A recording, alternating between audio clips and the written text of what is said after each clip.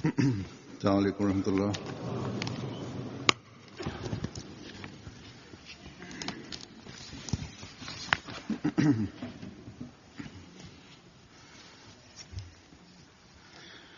अशहदु अल्ला इलाहा इल्लल्लाह वहदहु ला शरीका लहु وأشهد أن محمدا عبده ورسوله أما بعد فأعوذ بالله من الشيطان الرجيم بسم الله الرحمن الرحيم الحمد لله رب العالمين الرحمن الرحيم مالك يوم الدين إياك نعبد وإياك نستعين اهدنا الصراط المستقيم صراط الذين أنعمت عليهم غير المغضوب عليهم ولا الضالين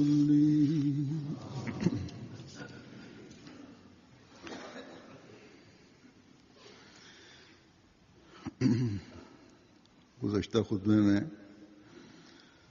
हज़रत खलीफतुल मसीह सानी के खुतबात से इस्तिफादा करते हुए गुज़िरियल खुतबे में हज़रत खलीफतुल मसीह सानी जे खुतबनि मां इस्तिफादो कंदे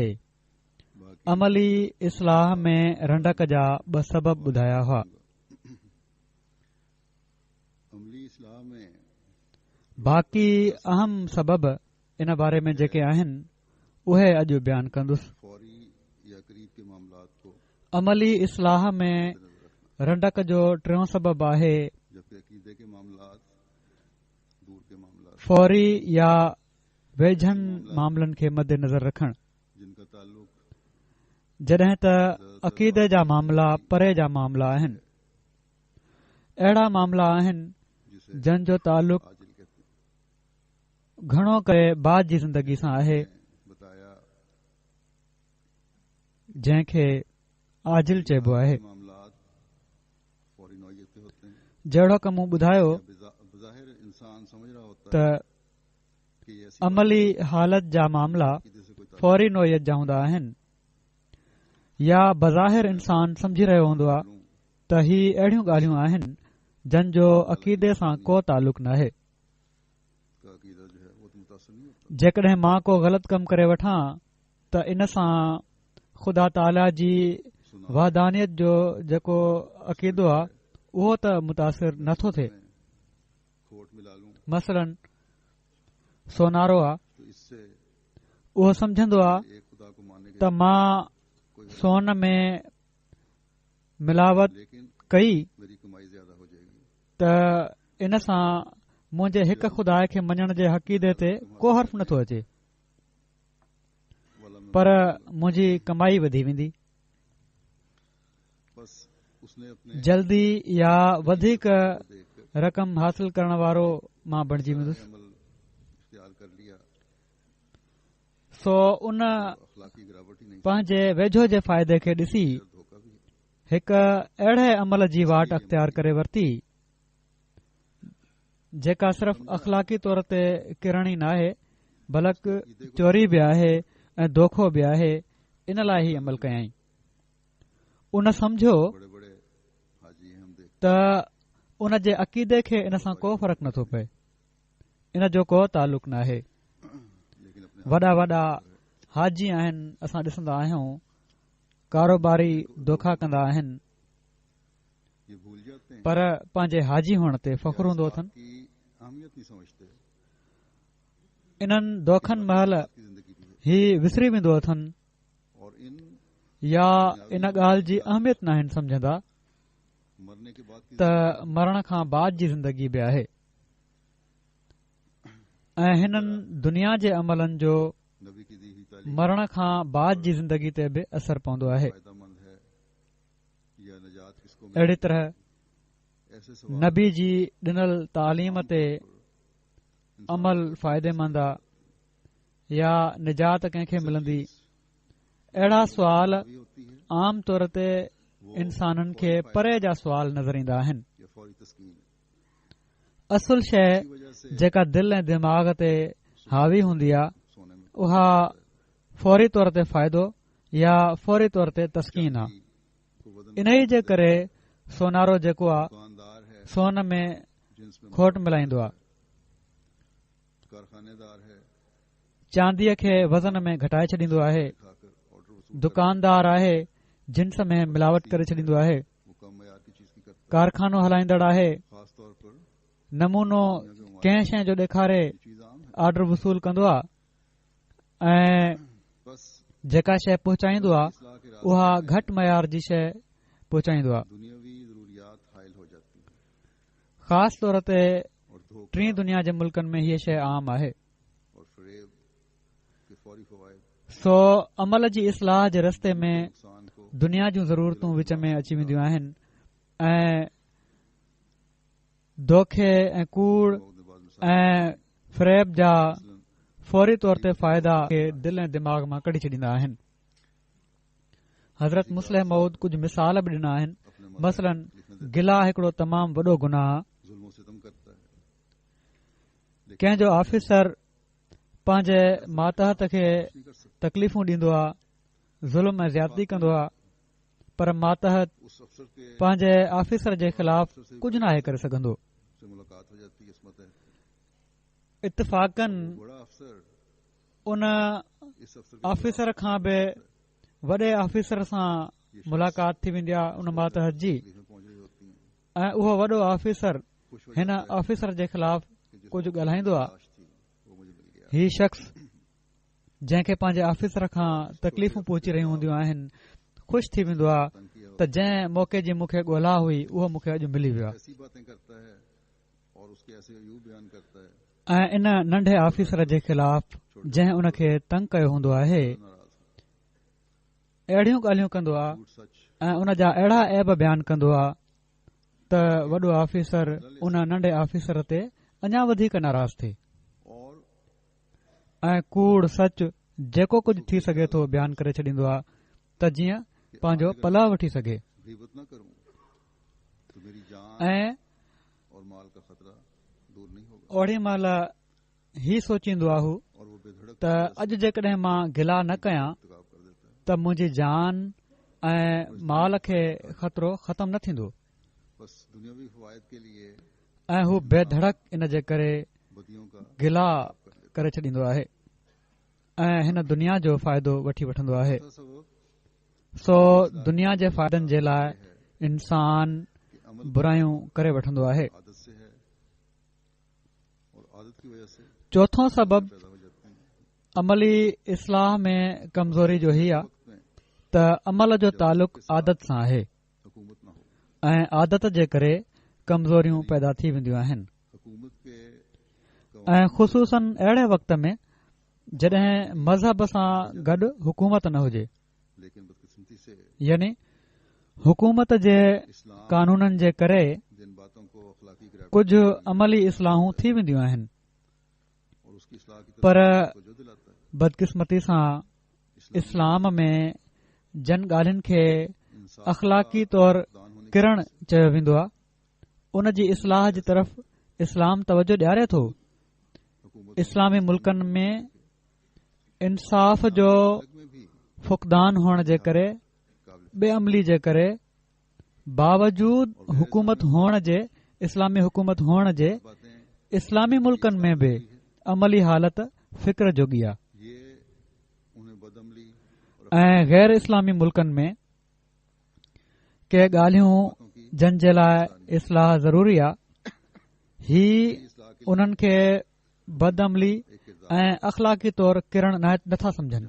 तंहिं करे किन ॻाल्हियुनि जी अमली इस्लाह नथी थी सघे। सो अमली इस्लाह जे लाइ हुकूमत जो हिकिड़ो किरदारु आहे। जिथे मज़हब ऐं हुकूमत जी अमली इस्लाह जी तारीफ़ हिकु आहे ऐं अमली इस्लाह उन जे मुताबिक़ आहे, उते आदतूं कानून जे करे ख़तम करे सघजनि थियूं।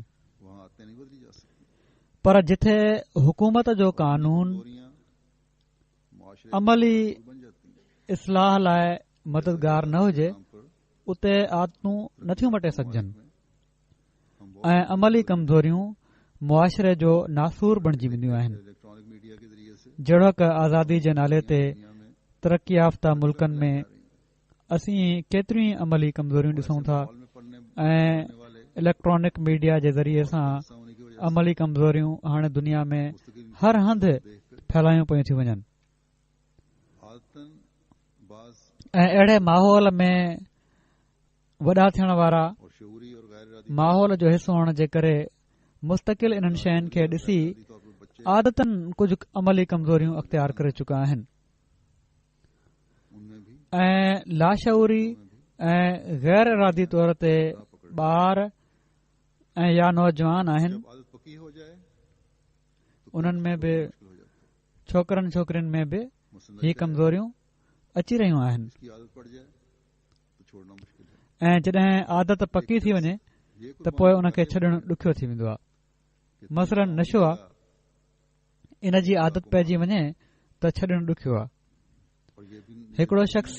ही कुर्बानी त करे थो वठे त टिनि ख़ुदानि जी जॻह ते हिकु ख़ुदा खे मञी वठे ऐं हीउ त कॾहिं बि न थींदो त जॾहिं हिकु ख़ुदा खे मञी वरितो अथई त ॿिए ॾींहुं उन खे हिकु ख़ुदा जी जॻह ते टिनि ख़ुदानि जो ख़्यालु अची वञे। पर नशो करण वारे जी दिलि में हीअ ख़्वाहिश ज़रूर पैदा थींदी त नशो मिली वञे। सॼी उमिरि जे अक़ीदे खे त हिकिड़ो शख़्स छॾे सघे थो, पर नशे जी आदत जेका कुझु महीननि या कुझु सालनि जी आदत आहे, हू उन खे थोरी बि नशे में कमी थी वञे त बेचैन करे छॾींदी आहे। वारा बि के अहिड़ा ई आहिनि जेके जमायत में बि दाख़िल थिया, पंहिंजे खानदाननि खे छॾे, पंहिंजे भेण भाउरनि खे छॾे, पंहिंजे माउ पीउ खे छॾे, पंहिंजे ॿार बचनि खे छॾे कुर्बानी ॾिनी उन्हनि ऐं अहमदी थी विया। पर जेकॾहिं सिगरेट छॾण लाइ चइजनि त 100 बहाना ॻोल्हींदा। कंहिंजो पेट फूकजी वेंदो आहे, कंहिंखे निंड न ईंदी नशो न करण जे करे, कंहिंजूं सोचण समझण जूं सलाहियतूं उन जे ख़्याल में ख़तम थी वेंदियूं आहिनि ऐं इन जे लाइ उहे पोइ बेचैन रहंदा आहिनि। अहिड़ी तरह ही सिर्फ़ उन्हनि जे लाइ न आहे जेके अहमदियत में दाख़िल थिया आहिनि। हर शख़्स के तमामु नेक कम करे रहिया हूंदा आहिनि ऐं वॾी कुर्बानी करे रहिया हूंदा आहिनि, पर नंढड़ी आदत खे न आहिनि छॾे सघंदा।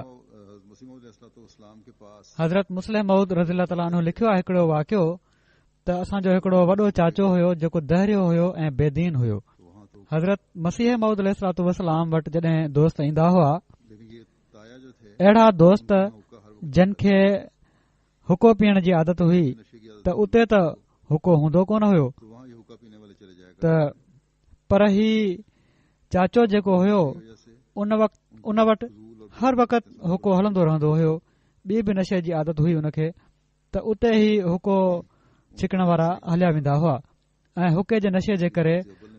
उन जूं फज़ूल ऐं बेहूदा ॻाल्हियूं ॿुधण ते मजबूर थी वेंदा हुआ। उन वॾे चाचे खां हिकु दफ़ो हज़रत ख़लीफ़तुल मसीह अव्वल पुछियो त कॾहिं तव्हां निमाज़ बि पढ़ी आहे? उन्हनि जी दीनी हालत जो ई हाल हुयो त चवण लॻा त नंढपिण खां ई मुंहिंजी तबियत अहिड़ी आहे जो जॾहिं मां कंहिंखे कंधु हेठि कंदे ॾिसंदो आहियां त मूंखे खिल अचणु शुरू थी वेंदी आहे। मतिलबु हीउ हुयुसि त जॾहिं मां सजदे में ॾिसंदो आहियां, निमाज़ पढ़ंदे जंहिंखे ॾिसंदो आहियां त उन वक़्त खां मां टोकूं कंदो हुउसि त हज़रत मुस्लिम मौद लिखनि था त उन चाचे वटि दोस्त हलिया वेंदा हुआ ऐं हुके जी मजबूरी जे करे इस्लाम जे ख़िलाफ़ ऐं सिलसिले जे ख़िलाफ़ ॻाल्हियूं बि ॿुधणियूं पवंदियूं हुअनि ऐं ॿुधंदा हुआ। हिकु दफ़ो हिकिड़ो दोस्त उते वियो ऐं पंहिंजो पाण खे गारियूं ॾींदे घटि वधि ॻाल्हाईंदे ॿाहिरि निकितो। कंहिं पुछियुसि त हीउ छा थियो अथई त चवण लॻो त इन हुके जे करे इन लानत जे करे मुंहिंजे नफ़्स मूंखे अहिड़ियूं ॻाल्हियूं ॿुधण ते मजबूर कयो आहे जेके आम हालात में मां बर्दाश्त नथो करे सघां। त आदतूं कॾहिं कॾहिं तमामु ज़लील कराए छॾींदियूं आहिनि इंसान खे। किन माण्हुनि खे कूड़ ॻाल्हाइण जी आदत हूंदी आहे, लख सम्झाइजनि, निगरानी कजनि, पर कूड़ ॻाल्हाइण खां नाहिनि मुड़ंदा। उन्हनि जी इस्लाह ॾुखी हूंदी आहे। हीउ नाहे त थी नथी सघे। जेकॾहिं इस्लाह नथी सघे त उन्हनि खे सम्झाइण जी कहिड़ी ज़रूरत आहे। ख़ुतबनि में बि मुस्तक़िल सम्झायो वेंदो आहे, नसीहतूं कयूं वेंदियूं आहिनि। सम्झाए वञण जो हुकुम आहे ख़ुदा ताला जो। जेकॾहिं ईमान जो को ज़रो बि हूंदुनि त नसीहत बहरहाल फ़ाइदो ॾींदी आहे। अल्लाह ताला इहो ई फ़रमायो आहे त मोमिननि खे नसीहत कयो, उन्हनि जे लाइ फ़ाइदेमंद आहे।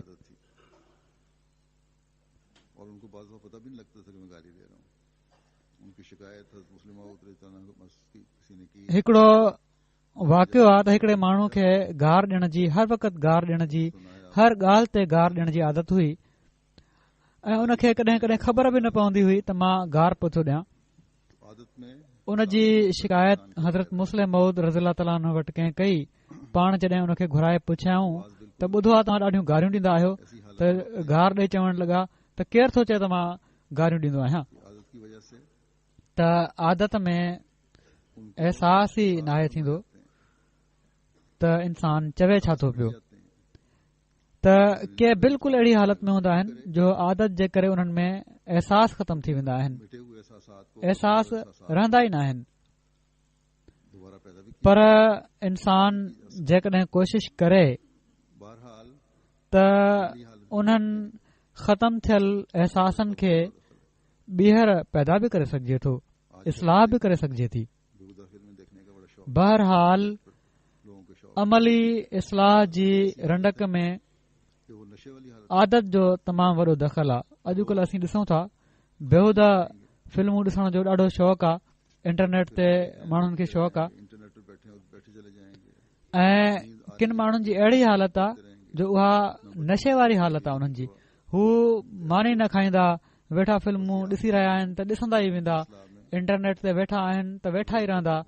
निंड बि ईंदनि तॾहिं बि उहे वेठा ॾिसंदा ई रहंदा, न ॿारनि जी परवाह न घरवारी जी परवाह। त अहिड़ा माण्हू बि आहिनि। सो ही आदतूं जेके आहिनि अमली इस्लाह में रंडक में वॾो किरदारु अदा कंदियूं आहिनि। में रंडक जो पंजो सबबु ॿार बचा बि आहिनि। ही अमली इस्लाह जी रस्ते में हायल थींदा आहिनि। कॾहिं कॾहिं इंसान खे ॿार बचनि जूं तकलीफ़ूं अमली तौर ते इब्तिला में विझी छॾींदियूं आहिनि। मसलन इस्लाम जी हीअ तालीम आहे त कंहिंजो माल नाहे खाइणो। हाणे जेकॾहिं कंहिं वटि का रक़म अमानत तौर रखराई हुजे पर उन जो को शाहिद न हुजे, को सबूत न हुजे, त जंहिं वटि अमानत रखराई वई आहे उहो कॾहिं कॾहिं पंहिंजे ॿार बचनि जी ज़रूरतुनि जे करे उन जी नियत में खोट अची वेंदो आहे, नियत ख़राब थी वेंदी अथसि। हू सोचींदो आहे त मुंहिंजी घरवारी मूंखां कुझु पैसा घुरिया हुआ ऐं ओॾी महिल मूं वटि हुया कोन ऐं मां उन जो मुतालबो पूरो न कयो, या मुंहिंजे ॿारड़े फलाणी शइ जे लाइ मूंखां पैसा घुरिया हुआ ऐं मां उन खे ॾेई न सघियो हुयुसि। हाणे मौक़ियो आहे, ही पैसा खाई मां पंहिंजी घरवारी ऐं पुट जे मुतालबे खे पूरो करे सघां थो, या ॿार जी बीमारी जे करे इलाज जे लाइ पैसनि जी ज़रूरत आहे, पैसा कोन्हनि बाद में हिन अमानत मां फ़ाइदो वठी ऐं ही पैसा ख़र्च करे के लिए मां उन्हनि जो इलाज कराए वठां, बाद में ॾिठो वेंदो जो भी त पैसा ॾियणा आहिनि या न, मकसद है या कंहिं ॿिए मक़सद जे लाइ दूसरे की रकम वसूल कर लेता है इंसान। जेको तो ये ॿार बचनि सां ई लाॻापियल मक़सदु आहे। इस्लामी तालीम के खिलाफ है। कंहिं अमानत रखवाई ॿिए जा पैसा खाई वेंदो आहे इंसान, चाहे उसके गवाह हैं या नहीं है। त ही अमानत जे मुतालिक़ इस्लामी तालीम जे ख़िलाफ़ आहे बाज़ लोग त जॾहिं अमानत रखाई वञे त तव्हां बहरहाल वापसि करणी आहे, तोड़े उन जा शाहिद आहिनि या न आहिनि, को सबूत हुजे या न हुजे। कॾहिं कॾहिं के माण्हू पंहिंजे ॿारनि जे फ़ाइदनि जे लाइ, या कुछ हद तक उन्हनि जे लाइ जाइदादूं ठाहिण जे लाइ नाबालिग यतीमनि जो हक़ खाई वेंदा आहिनि या कुझु हद ताईं उन्हनि खे नुक़सान पहुचाए छॾींदा आहिनि। बाज़ पोइ सिर्फ़ माली मामलनि जी ॻाल्हि नाहे, इस आज़ाद और तरक्की पसंद मुआशरे में इहे ई सिर्फ़ मिसाल न आहिनि खास तौर पर के माउ पीउ हिन आज़ाद करते हैं, ऐं तरक़ी पसंद मुआशरे में लेकिन गरीब ममालिक में भी ख़ासि तौर ते ये चीजें सामने आ जाती हैं ऐं कि लाड प्यार उमूमन हीअ ॻाल्हि कंदा आहिनि, की वजह से पर ग़रीब मुल्कनि में बि ही शयूं साम्हूं अची वेंदियूं आहिनि बच्चों को त लाड करवाने की कोशिश, प्यार जे करे ॿारनि खे ये बातें जो मैं इस्लामी तालीम जी पाबंदी कराइण जी सोचते कोशिश न ई कई वेंदी। मुआशरे में नजर आ जाती हैं, सामने आती रहती हैं वक्तन फवक्तन। ही ॻाल्हियूं जेके मां कयां पियो थो, किसी की ईमानत ही मां अफ़सोस सां चवंदुसि किसी ने त असांजे अहमदी मुआशरे में नज़र अची वेंदियूं आहिनि, साम्हूं धोखा दे दिया, ईंदियूं रहंदियूं आहिनि। कॾहिं कॾहिं किसी ने यतीम का माल कंहिंजी अमानत खाई वरिती, अदा करने का कंहिंखे ॿियो कंहिं क़िस्म जो माली धोखो ॾिनो, बाद ऐसे मामलात कंहिं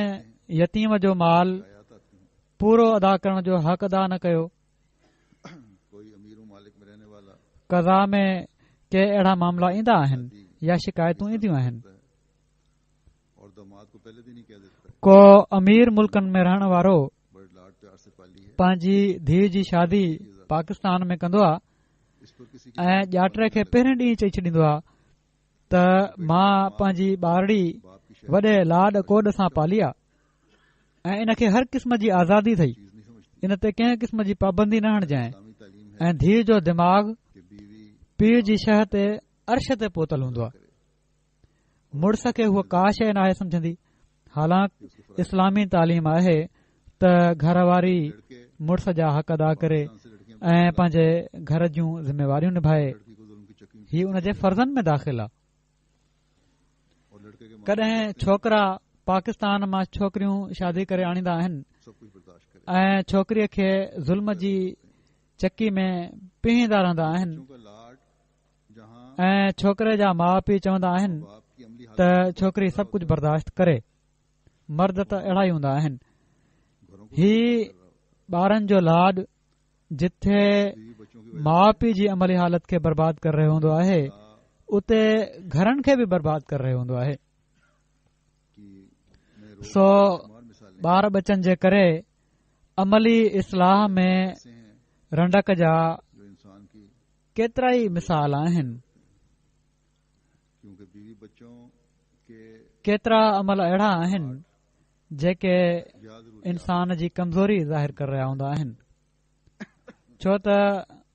ॿार बचनि जा लाड उसको नेक अमल से या ज़रूरतूं उन्हनि जे रस्ते में अची वेंदियूं आहिनि। बच्चों के हक में उन्हनि जी मोहबत बच्चों के लाड की वजह से दी जाती है। उन खे नेक अमल खां रोके वठंदी आहे। कूड़ियूं शाहिदियूं ॿारनि जे हक़ में दुनिया के ममालिक में तो बीमारी ॿारनि जे लाड जे करे ॾिनियूं वेंदियूं आहिनि। के ग़रीब मुल्कनि में या टीं दुनिया जे मुल्कनि में त हीअ बीमारी आम आहे। सिर्फ त अपने लिए नहीं लेते बल्कि बच्चों के लिए जायदाद ऑफिसर रिश्वत खाईंदा आहिनि। जायदादें बनाकर छोड़ जाने के लिए रिश्वत सिर्फ़ पंहिंजे लाइ न आहिनि खाईंदा, बल्कि ॿारनि जे लाइ जाइदादूं ठाहिण जे लाइ, के लिए महंगे स्कूलों में पढ़ाने के लिए ॿारनि जे लाइ जाइदादूं ठाहे छॾे वञण जे लाइ हू रिश्वत खाईंदा आहिनि, या उन्हनि खे तालीम ॾियारण जे लाइ महांगनि स्कूलनि में पढ़ाइण जे लाइ रिश्वत वरिती वेंदी आहे। और सो इंसानी अमलनि खे ठीक करण में जज़्बात खे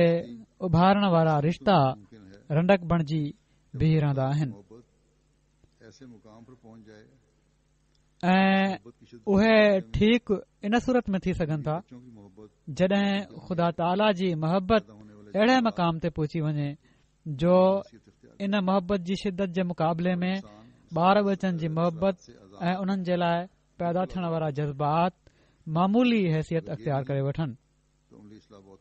ऐं इंसान इन जे असरनि खां आज़ाद बिल्कुलु आज़ाद थी वञे। जेकॾहिं ईअं नाहे त अमली इस्लाह तमामु ॾुखी आहे। छहों सबबु अमली इस्लाह में रंडक जो ही आहे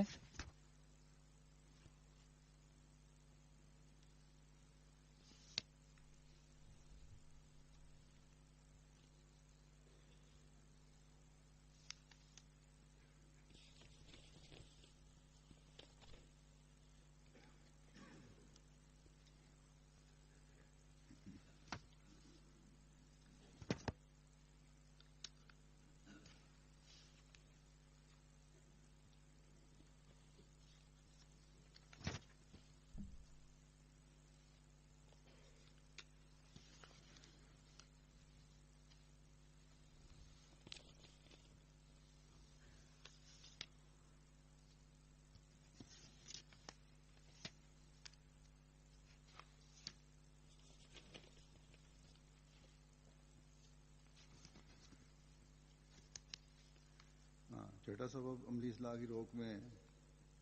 यह है कि इंसान अपनी मुस्तकिल निगरानी नहीं हा छहों सबबु अमली इस्लाह में रंडक जो ही आहे त इंसान पंहिंजी मुस्तकिल निगरानी नाहे रखंदो यानी अमल जो ख़्याल हर महल रखणो पवंदो आहे तॾहिं अमली इस्लाह थी सघे थी। हर कमु करण महिल ही सोचण जी ज़रूरत आहे त हिन कम जा नतीजा नेक आहिनि या न आहिनि, हिन कम खे करण जी मूंखे इजाज़त आहे या न आहे। मां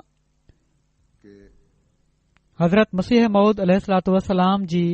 इन ॻाल्हि ते अमल कयां पियो थो या न त 700 हुकमनि ते क़ुर शरीफ़ जा जेके 700 हुकम आहिनि उन्हनि ते अमल कयो। किथे मां उन्हनि खां परे त नथो पियो वञा। मसलन ईमानदारी सां कमु करणु हिकिड़ो अहम हुकुम आहे। हिकिड़े दुकानदार खे बि हुकुम आहे, हिकिड़े कमु करण वारे मज़ूर खे बि हुकुम आहे ऐं पंहिंजे दायरे में हर हिक खे ई हुकुम आहे त ईमानदार बणिजो। हिकिड़ो दुकानदार आहे, उन जे साम्हूं ईमानदारी सां हलण जो हुकुम केतिरा ई भेरा अचे थो। हिकिड़ो अणॼाण ग्राहक अचे थो त उनखे हू या घटि मयार जी शइ ॾींदो आहे या पैसा वधीक वठंदो आहे या उन मुक़ररु कयल क़ीमत ते घटि वज़न जी शइ ॾींदो आहे। हीअ बीमारी जहिड़ो की मां पहिरियां बि चयो आहे हिननि मुल्कनि में त घटि आहे पर ग़रीब मुल्कनि में तमामु घणी आहे। सो हर ग्राहक खे शइ ॾियण महिल को त ही सोचींदो आहे त हिन ग्राहक जी घटि इल्मु हुअण जे करे मां फ़ाइदो वठां। को चवंदो आहे त जेकॾहिं मां वज़न में हेतिरी घटिताई हर ग्राहक जे सौदे में कयां त शाम ताईं मां हेतिरो बचाए वठंदुसि। कॾहिं कॾहिं ग्राहक जी सख़्त ज़रूरत ऐं मजबूरी ॾिसी असुल मुनाफ़े खां केतिरा ई भेरा वधीक मुनाफ़ो कमायो वेंदो आहे। हीअ त हूअं बि वापार जा जेके अख़लाक आहिनि उन्हनि जे ख़िलाफ़ आहे, पर इस्लाम त इन खे सख़्ती सां मना करे थो। मुनाफ़े जे ज़िम्न में हीअ बि मां चवंदुसि त हज़रत मुस्लिम मऊद रज़ियल्लाहु ताला अन्हु रबुआ जेको आबाद थियो आहे त उतां जे दुकानदारनि खे हीअ नसीहत कई हुई त तव्हां मुनाफ़ो घटि वठो त तव्हां वटि ग्राहक वधीक ईंदा। पर मूं वटि कुझु शिकायतूं अहिड़ियूं अची रहियूं आहिनि या ईंदियूं रहंदियूं आहिनि त रबवा में दुकानदार गैरों के पास एॾो मुनाफ़ो कमाइण लॻी पिया आहिनि जो माण्हू चने वटि वञी सामान वठण लॻी पिया आहिनि रवा के अहमदी यानी पंहिंजनि जे बदिरां गैरनि वटि अहमदिन जो पैसो वञण लॻी पियो आहे दुकानदार सोचें ऐं इन जा ज़िम्मेवार रबवा जा अहमदी दुकानदार आहिनि सिर्फ रवा की बात नहीं है, सो इन लिहाज़ खां बि यहाँ भी हो दुकानदार असांजा अहमदी दुकानदार सोचिन ऐं पंहिंजी इस्लाह जी कोशिश कनि ही जिथे बि हुजे अहिड़ी ॻाल्हि सिर्फ़ रबवा जी ॻाल्हि न आहे जिथे बि हुजे दुकानदार सूरत में हिकड़े अहमदी दुकानदार जो मयार हमेशा भलो हुअणु घुर्जे जरूरी होना चाहिए। उन्हनि जी तौर पूरी हुअणु घुर्जे मुनाफा कंहिं बि शइ में को नुक़्स हुजे त ग्राहक खे ज़रूर ॾिसणु घुर्जे इंशाअल्लाह ताला मुनाफ़ो मुनासिब ऐं घटि हुअणु घुर्जे इसी तरह हर मैदान के अहमदी को इन सां इनशा ताला अपनी दयानत का वापार में बरकत पवंदी आहे घटिताई न ईंदी अहिड़ी तरह हर मैदान जे अहमदी खे इस हुक्म पंहिंजी ईमानदारी जो हुस्न ज़ाहिर करण जी ज़रूरत आहे के जो ऐं इन जे लाइ हर वक़्त इस्लाम मुमकिन होगी इन हुकुम खे दोहिराइण जी ज़रूरत आहे जेको पढ़ियो आहे हाणे ये काम मैंने करने तॾहिं अमली इस्लाह मुमकिन हूंदी इसी तरह दूसरी बुराइयां हैं उनखे हर वक़्त वरजाईंदो हर बात त करते वक्त ही मुंहिंजी अमली इस्लाह जे लाइ ही कम मूंखे करणा आहिनि अहिड़ी तरह ॿियूं बुरायूं आहिनि मसलन कूड़ आहे हर ॻाल्हि करण महिल ही ख़्यालु रखण जी ज़रूरत आहे त मुंहिंजी ॻाल्हि में का ग़लति बयानी न हुजे लापरवाही की पोइ इन जो हिकिड़ो मिसाल ही बि आहे एक दुकानदार नमाज के लिए चला दुकानदारनि जी लापरवाहीअ जो दूसरा कहता है कि मैं दुकान खोल त हिकिड़ो दुकानदार ताकि निमाज़ लाइ हलियो वेंदो आहे निमाज़ जो टाइम ईंदो आहे त बस आए ॿियो चवंदो आहे त मां दुकान खुलियल रखां नेक अमाल का त जीअं वाले इन वक़्त में जेतिरा ग्राहक अचनि उहे मूं वटि अचनि पैसा कमाने का सोचने वाले सो हिकु पासे त नेक अमलनि जो ख़्यालु रखण वारा निमाज़ जी तयारी करे रहिया हूंदा आहिनि ऐं ॿिए पासे पैसो कमाइण जो सोचण वारा उन खां बेपरवाह को सोचें पंहिंजा दुनिया जा फ़ाइदा ॾिसण जे लाइ उनकी नजर पैसो कमाइण जो सोचे रहिया हूंदा आहिनि होती है उसी के मुताबिक सोचते हैं बजाए इन जे जो नेक अमलनि जी इस्लाह लाइ सोचिनि हर कमु करण खां पहिरियां शिकायत आई उन्हनि जी नज़र कि नमाज दुनिया जे फ़ाइदे ॾांहुं हूंदी आहे बंद नहीं करते उन जे बारे में सोचींदा आहिनि तो बहरहाल उनकी रिपोर्ट आई है रबवा जे दुकानदारनि जे बारे में कि सब वरी मां चवंदुसि त हिकु दफ़ो हिकड़ी शिकायत आई हुई इंशाअल्लाह त निमाज़ महल दुकान बंदि न आहिनि कंदा त हाणे बहरहाल उन्हनि जी रिपोर्ट आई आहे त सभिनी इहो ई चयो आहे और आजकल त हाणे असीं इनशा ताला आईंदा कंदासीं गमी है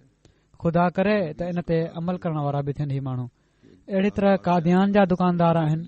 ऐं अॼुकल्ह त कादियान में जलसे जे करे रौनक लॻी पई आहे उन्हनि खे बि इन जो ख़्यालु रखण जी ज़रूरत आहे त ग्राहक ॿाहिरां आयल आहिनि त इन जो ही मतिलबु न आहे त पंहिंजा फर्ज़ जेके अथनि उन्हनि खे विसारे छॾनि हर अहमदी को ये ख्याल रखने की जरूरत उते उन्हनि खे निमाज़ुनि जे वक़्तनि में पंहिंजा दुकान या पंहिंजा स्टॉल जेके आहिनि उहे बहरहाल बंदि करणु घुर्जनि है तवज्जो की जरूरत है ऐं दुनिया में हर हंधि हर अहमदी खे ही ख़्यालु रखण जी ज़रूरत आहे त जेके फर्ज़ आहिनि उन्हनि जी अदायगी जे लाइ मिसाल ऐसी उन्हनि खे ॾाढी जैसे कोई तवजो जी ज़रूरत आहे तेज रफ्तार घोड़े पर सवार हो अमलनि ते बार बार तवजो ॾियण जो मिसाल हो लेकिन ईअं ई आहे बेहतियाती से अगर बैठ जीअं को तेज़ रफ़्तार घोड़े ते चढ़ियल हुजे घोड़ा उसे नीचे गिरा देगा हलंदो वेंदो हुजे बस मोमिन को भी पर बेहतियाती सां जेकॾहिं वेहंदो त घोड़ो उन खे हेठि किराए छॾींदो और रखनी चाहिए सो मोमिन खे बि बेहतियाती हर वक़्तु पंहिंजे अमलनि ते निगाह रखणी पवंदी तो ऐं रखणु घुर्जे अपने मोमिन का जो मायार है उससे वो गिर जाएगा घड़ी खन जे लाइ बेहतियाती जेकॾहिं थी वञे त मामले में मोमिन जो जेको मयार आहे उन खां हू नजर रख कर किरी पवंदो अमली इस्लाह की तरफ ऐं अमलनि जी इस्लाह बि न थींदी हर एक सो हर मामले में हर वक़्तु नज़र रखी अमली इस्लाह जी तरफ़ हर हिकु जेको आहे तरफ सही कदम खणी सघे थो झुक गया तो फिर वो उसमें डूब बुराइनि जी तरफ़ हिकु दफ़ो इंसान झुकी वियो जाने के लिए त पोइ हू उन में ॿुॾी वेंदो आहे एक हिजाब में आ जाता ॼण त बुराइनि खां बचण जे लाइ हर कम ते नज़र रखी के बाद इंसान हिकिड़े हिजाब में अची वेंदो आहे ऐं जॾहिं ही हिजाब ख़तम थी वञे त हिकड़ी खां पोइ ॿी कमज़ोरी उन ते कब्ज़ो करे वठंदी आहे।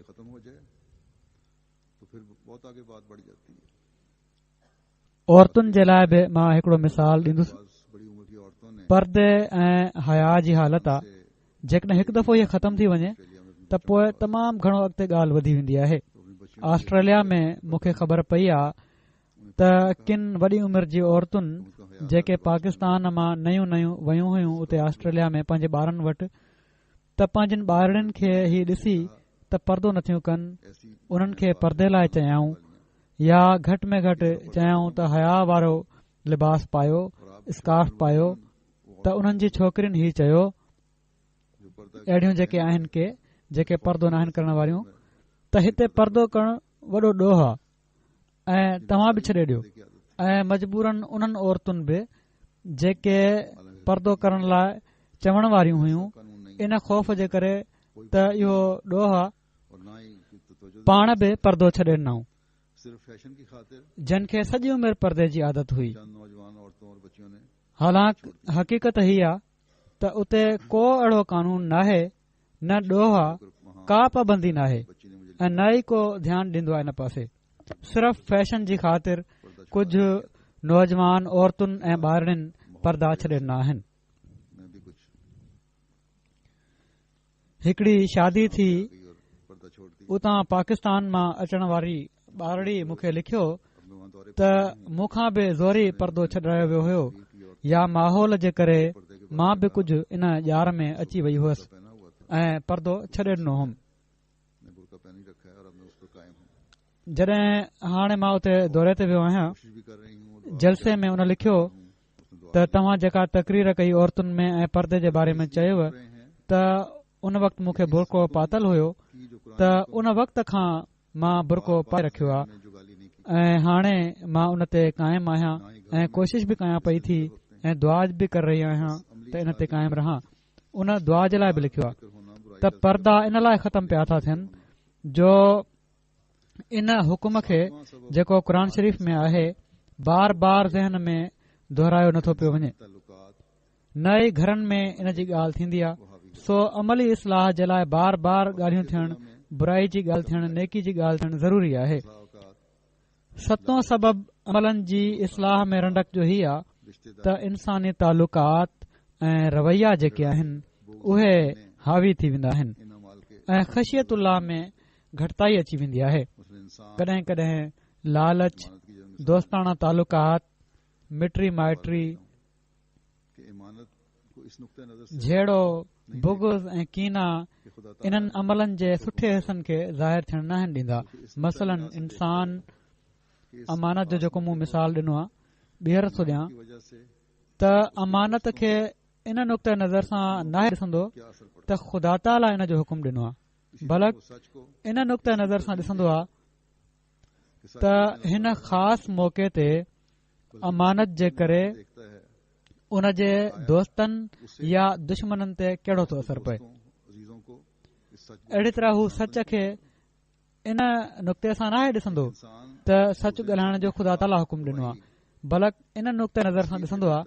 त छा उन खे या उन जे दोस्तनि या मिटनि माइटनि खे इन सच ॻाल्हाइण सां को नुक़सान त न पहुचंदो। हिकिड़ो इंसान ॿिए इंसान जे ख़िलाफ़ शाहिदी इन लाइ ॾेई छॾींदो आहे जो फलाणे वक़्त में उन मूंखे नुक़सान पहुचायो हो, सो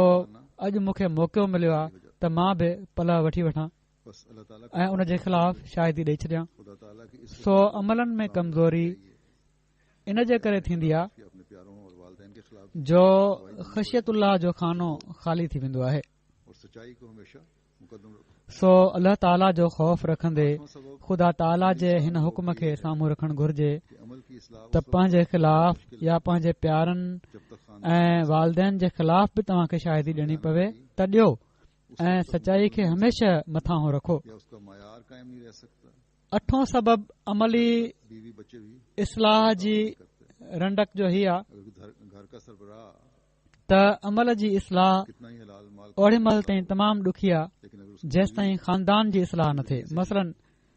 ईमानदारी ओड़ी महिल ताईं मुकमिल नथी थी सघे या उन जो मयार क़ाइमु नथो रही सघे जेसि ताईं ॿार बचा बि पूरी सहकार नथा कनि। जेकॾहिं घर जो अॻुवाण केॾो ई हिलाल माल कमाइण वारो छो न हुजे, पर जेकॾहिं उन जी घरवारी कंहिं ज़रिए सां बि पाड़ेसरियुनि खे लुटे थी या कंहिं ॿिए ज़रिए सां कंहिंखे नुक़सान पहुचाए थी, माल खाइण जी कोशिश करे थी, या उन जो पुटु रिश्वत जो माल घर में आणे थो, त उन घर जी रोज़ी हिलाल नथी बणिजी सघे। ख़ासि तौर ते उन्हनि घरनि में जिथे सभु घर वारा गॾु रहंदा आहिनि, जॉइंट फैमिली सिस्टम आहे ऐं गॾु घर हली रहिया हूंदा आहिनि उन्हनि जा। अहिड़ी तरह ॿिया अमल आहिनि जेसि ताईं सभिनी घर वारनि जे अमलनि में हिकु थी बहितरी जी कोशिश न थींदी, कंहिं न कंहिं महिल हिक ॿिए खे मुतासिर करे छॾींदा। घरवारी नेक आहे ऐं मुड़ुस हिलाल रिज़्क नथो कमाए त तॾहिं बि घर मुतासिर थींदो। नमाज़ुनि जी तरफ़ जेकॾहिं पीउ जी तवजो आहे, पर पंहिंजे ॿारनि या पीउ चवे थो त माउ तवजो नथी पई करे या माउ तवजो ॾियारे रही आहे ऐं पीउ बेनिमाज़ी आहे, त ॿार उन जो नकुल कंदा। गुज़िरियल ख़ुतबे में बि मां ही मिसाल ॾिना हुआ। अल्लाह ताला क़ुर शरीफ़ में फरमायो आहे, कू अनफुसकुम व अहलीकुम नारा, त न सिर्फ़ पंहिंजो पाण खे बाहि खां बचायो, बल्कि पंहिंजे घर वारनि खे बि जहन्नुम जी बाहि खां बचायो। तव्हांजो सिर्फ़ पंहिंजो पाण खे दोज़ख जी बाहि खां बचाइण काफ़ी न आहे, बल्कि ॿियनि खे बि बचाइण फर्ज़ आहे। जेकॾहिं ॿियनि खे न बचाईंदो त उहे तव्हां खे हिकड़े ॾींहुं साण खणी ॿुॾंदा। सो अमलनि जी इस्लाह जे लाइ पूरे घर जी इस्लाह जी ज़रूरत आहे ऐं इन जे लाइ सभिनी खे कोशिश करणु घुर्जे। घर जे अॻुवाण जो इन में सभिनी खां अहम किरदारु आहे। अक्सर करे ॿार बच्चनि जे तरफ़ां गफ़लत या उन्हनि जी तकलीफ़ जो अहसास या खाम खां जो लाॾ पंहिंजी ऐं पंहिंजे घर वारनि जी इस्लाह में रंडक बणिजी वेंदो आहे। हिननि 8 ॻाल्हियुनि खां अलावा बि के सबब थी सघनि था। ही कुझु अहम ॻाल्हियूं जेके मूं ॿुधायूं आहिनि अमली इस्लाह में रंडक जूं आहिनि, पर तक़रीबन सभई ॻाल्हियूं जेकॾहिं उन्हनि ते गौर कयो वञे इन्हनि 8 ॻाल्हियुनि में अची बि वञनि थियूं। बहरहाल ख़ुलासो ही त अमलनि जे बारे में अहिड़ियूं रंडकूं मौजूद आहिनि जेके इंसान खे अल्लाह ताला जे रस्ते खां हटाए छॾींदियूं आहिनि, उन जे कुर्ब खां परे उछले छॾींदियूं आहिनि। जेकॾहिं असीं पंहिंजे अमलनि जी इस्लाह करणु चाहियूं था त इन तरफ़ तवजो जी ज़रूरत आहे। सिर्फ़ चई छॾण सां इस्लाह न थींदी, उन्हनि ज़रियनि खे अख़्तियार करण जी ज़रूरत आहे जंहिं जे ज़रिए सां इस्लाह मुमकिन आहे। हज़रत मुस्लिह मऊद हिकड़ो मिसाल ॾिनो आहे त यूरोप जो हिकड़ो मशहूर लेक्चरर हो ऐं तमामु आला क़िस्म जा लेक्चर ॾींदो हुयो, पर लेक्चर ॾियण महिल हू पंहिंजा कुल्हा तमामु ज़ोर ज़ोर सां लोॾींदो हुयो, हेठि मथे कंदो हुयो। माण्हुनि उन खे चयो त तूं लेक्चर त तमामु भलो थो ॾीं, पर तुंहिंजे कुल्हनि जी हेठि मथे जी चुरपुर जे करे अक्सर माण्हुनि खे खिल थी अची वञे। उन ॾाढी कोशिश कई त हीउ नुक्स जेको आहे उहो ख़तमु थी वञे, पर ख़तमु न थियो। आख़िर उन जो इलाज अहिड़ी तरह शुरू कयो जो 2 तलवारूं उन टंगे छॾियूं छित सां, जेके उन जी हाइट ताईं पहुचनि पियूं, कुल्हनि ताईं पहुचनि पियूं, ऐं उन्हनि जे हेठां बीही उन तकरीर जी प्रैक्टिस करणु शुरू करे ॾिनी। जॾहिं बि हू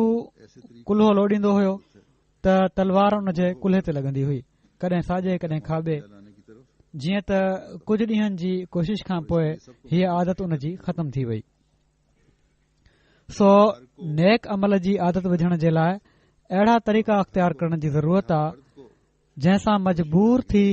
नेक अमल बजा आणण जी तरफ़ तवजो पैदा थिए ऐं इन जे लाइ सभिनी खे रलजी कोशिश करण जी ज़रूरत आहे। वो तरीका अख्तियार हर घर खे कोशिश करण जी ज़रूरत आहे ऐं हर घर खे घर जे हर माण्हू खे कोशिश करण जी ज़रूरत आहे ऐं हीअ कोशिश बग़ैर क़ुर्बानी जे नथी थी सघे। बग़ैर उहो तरीक़ो अख़्तियार कए नथी थी सघे जंहिंसां बुराइनि खे छॾण जे लाइ जेकॾहिं तकलीफ़ूं बर्दाश्त करणियूं पवनि त कयूं वञनि। जिसके लिए हज़रत मसीह मौऊद अलैहिस्सलाम अबू हर जमायत जे माण्हू खे जाइज़े जी ज़रूरत आहे, क़ुर्बानीअ जी ज़रूरत आहे, मज़बूत अहद जी ज़रूरत आहे, न त इस्लाह असीं पंहिंजे मक़सद में कामयाब नथा थी सघूं। करें जिसको कोई उहो तमामु वॾो मक़सद जंहिं जे लाइ हज़रत मसीह मऊद अलैहिस्सलाम मबूस थिया शक हमने त असांजे अक़ीदे ऐं अमलनि ॿिन्ही जी इस्लाह यहाँ तक अहिड़े आला मयार जी कनि जो जंहिं ते को आंगुर न खणी सघे। जहिड़ो कि मां पहिरियनि ख़ुतबनि में चई चुको आहियां, बेशक असां अक़ीदे जे मैदान में अज़ीमुशान फ़तह हासिल करे वरिती आहे बातों में कायल हो एसि ताईं जो उहे अक़ीदा मान है जिन खे जमायत जे तरफ़ां जॾहिं पेश कयो वेंदो हो तीसरा आसमान पर नहीं गए त दुश्मन जे तरफ़ां सख़्तीअ सां इनकार कयो वेंदो हो। या इस पर कायल होने अॼु के दुश्मन बि लेकिन लाश उन्हनि ॻाल्हियुनि जा क़ाइल थी रहिया आहिनि। जमात अहमदिया का की अहिड़ा बि मुस्लमान आहिनि जेके ही चवनि था उनको इस त हज़रत ईसा आसमान ते नाहिनि विया या उन्हनि नाज़िल नाहे थियणो। बारे में ही चवण बड़े उलमा या इन ॻाल्हि जे क़ाइल थियण जो को बि सबबु हुजे, पर लाशऊरी तौर ते जमायत अहमदिया जो अक़ीदो उन्हनि जा वात बंदि करे उन्हनि खे इन ॻाल्हि ते क़ाइल करे रहियो आहे। जो चाहे जहाद जे बारे में हाणे लेकिन किन वॾनि वॾनि आलिमनि ही बयान ॾिना आहिनि त हिन वक़्तु जहाद जे नाले ते जेको कुझु थी रहियो आहे उहा दहशतगर्दी आहे ऐं अॼुकल्ह जहाद जाइज़ नाहे ऐं इस्लाम इन जी इजाज़त नथो ॾे। तो अमल के बारे में हमारी कोताही इन बारे में जेको वणेनि हू दलील ॾियनि, पर अहमदियत जी तालीम ई उन्हनि खे मुतासिर करे पई थी। के तहत हम काम करके दुनिया को वो पर जॾहिं असीं ॾिसूं था अमल खे जिसके बाद त अमल जे बारे में हमारी जमात असांजी कोताही आहे या कमज़ोरी आहे और फौकियत त उहो रूह असां में पैदा नाहे थियो जंहिं रूह हेठि असीं कमु करे दुनिया खे उहो नमूनो ॾेखारे सघूं जंहिंखां बाद को शख़्स तौर पर अमल असांजी जमायत जी बरतरी ऐं फ़ौकियत तस्लीम करण खां इनकार न करे। जो अमल का तरीक पेश किया बल्कि अञा ताईं असीं उन तालीम ते की छोटी छोटी मुकमिल तौर ते अमल नथा पिया कयूं जेको अमल जो तरीक़ो इस्लाह जे बारे में इस्लाम पेश कयो आहे। अपना लोहा मन बलक बजाय अक्सर करे नकाल बन ॿियनि जी नंढियुनि नंढियुनि ॻाल्हियुनि जो नकुल करे करनी शुरू कर दे उन तरफ़ माइल थी वेंदा आहियूं। बाज़ जगह जहिड़ो कि मूं कुझु मिसाल बि ॾिना आहिनि उठानी पड़ती है ऐं गैरनि खां बस जरूरत है पंहिंजो पाण मञराइण जे बदिरां हासिल करें नकुल करण वारा बणिजी था वञूं। असीं पानी उन्हनि जा नकुल करण शुरू करे था ॾियूं। से हमने इस किन जॻहुनि ते अमल जे मैदान में असांखे शर्मसार थियणो पवंदो आहे। राह न दे सो ज़रूरत आहे त अमल जे मैदान में कामयाबी हासिल कयूं। ज़रूरत आहे त उहो पाणी जो जंहिं मां असां हिन ज़माने में फैज़ हासिल कयो आहे उन खे उन पाणी वांगुरु जेको हेॾे होॾे वही वेंदो आहे विखराए न छॾियूं, ज़ाया न कयूं, हमें अपनी बलक पाबंदियां उन्हनि नहरुनि में समेटे वठूं जेके अपनी ज़मीनुनि खे सैराब करण में अहम किरदारु अदा कंदियूं आहिनि। कुछ पाबंदियां लगानी हो असांखे पंहिंजूं हदबंदियूं मुक़ररु करणियूं पवंदियूं। हमने अकायद की दीवारों को मजबूत करने पंहिंजी अमली इस्लाह जे लाइ पंहिंजो पाण ते कुझु पाबंदियूं लॻाइणियूं पवंदियूं, तॾहिं असीं पंहिंजे मक़सद खे हासिल करे सघूं था। हाल की दीवारों की तरफ असां अक़ीदनि जी दीवारुनि खे मज़बूत करण जे लाइ बेशक क़ुर्बानीूं ॾिनियूं आहिनि,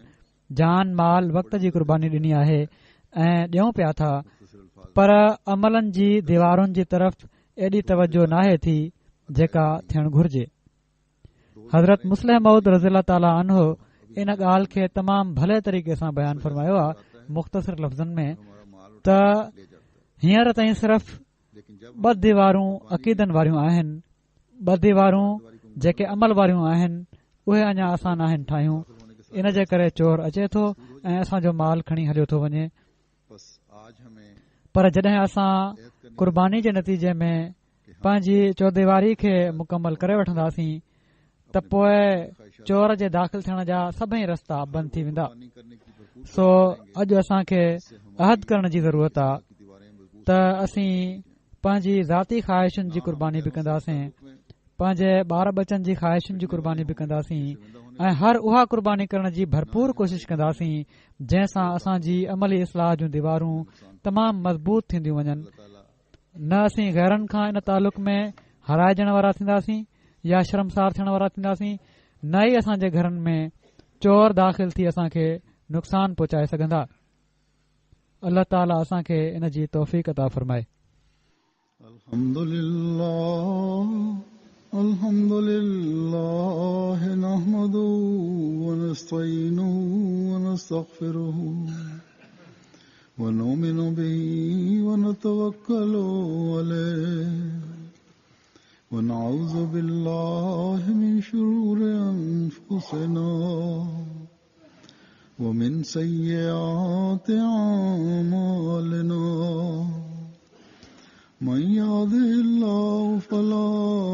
मुदिल्ल लहु व मन युद्लिल्हु फला